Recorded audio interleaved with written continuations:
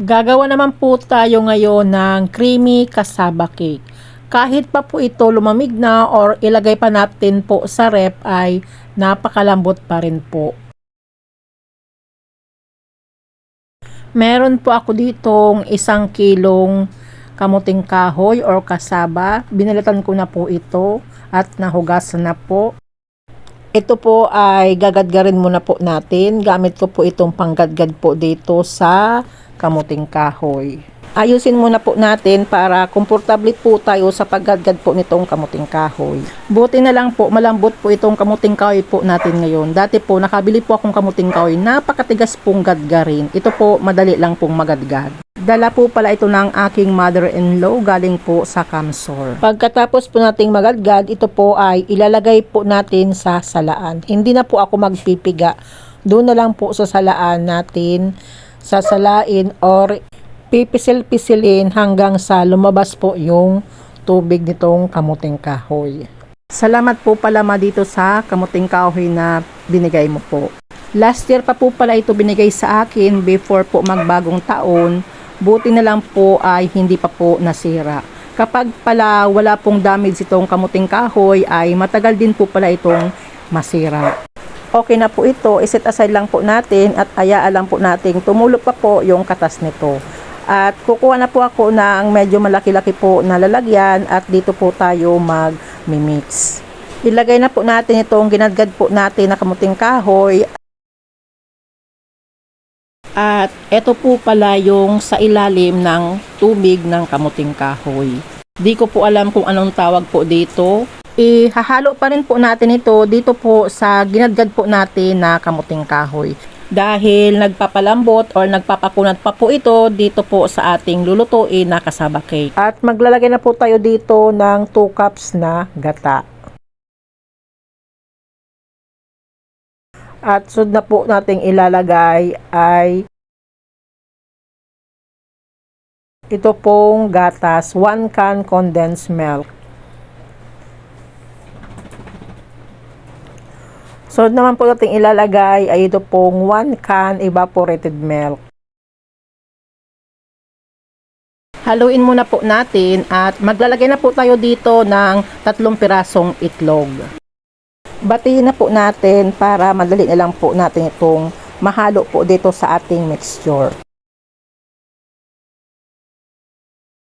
At maglagay na po tayo ng 2 tablespoon na butter. Pero nakalimutan ko. Dapat pala, pinagmelt muna po natin itong butter. Kaya ito po, nahihirapan po ako kasi hindi po basta-basta natutunaw.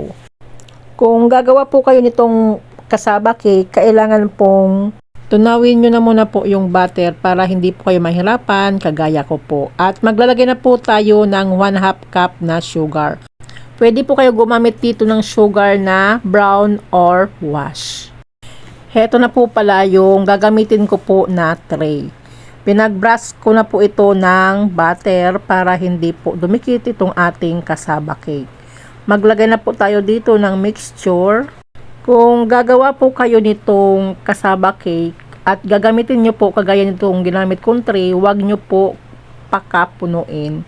Kasi mahihirapan po kayo mamaya sa paglagay po natin sa oven. Inubos ko na po pala yung mixture natin dito sa isang tray lang po. At ilalagay na po natin ito sa oven. I-bake po natin ito ng 45 minutes sa 180 degrees Celsius. Habang naghihintay po tayong maluto po yung ating cassava cake, gagawa na po tayo ng pang-toppings po natin. Dito po sa isang lalagyan, ilalagay po natin dito yung 3/4 cup na condensed milk at maglalagay din po tayo ng 3/4 cup na gata. Maglalagay din po tayo ng 2 pirasong egg yolk.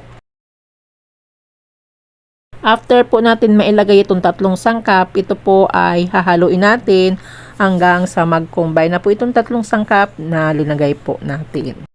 After 45 minutes, eto na po yung ating cassava. Maglalagay na po tayo dito ng ginawa po natin na pang-toppings. Uulitin ko lang po, kung gagamit mo kayo ng tray na kagaya po nito na malambot po, huwag nyo na po pakapunuin. Huwag nyo na po akong gayahin kasi ako po, nahirapan po ako paglagay ko po sa oven. First time ko lang pong gumawa nito ngayon, kaya hindi ko pa po kabisado yung sukat ng tray na dapat pong paglagyan.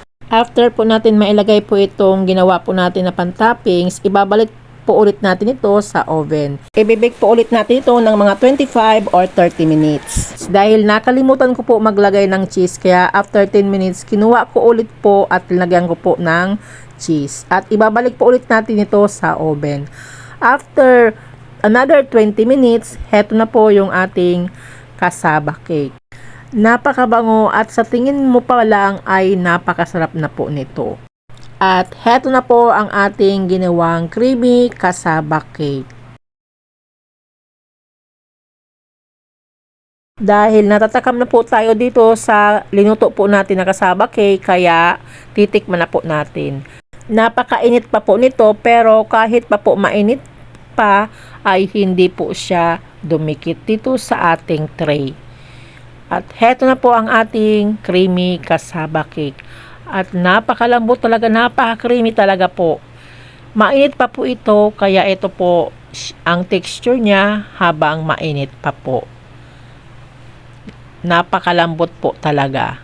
Pero kahit ilagay pa po natin ito sa ref, kinabukasan ay napakalambot pa rin.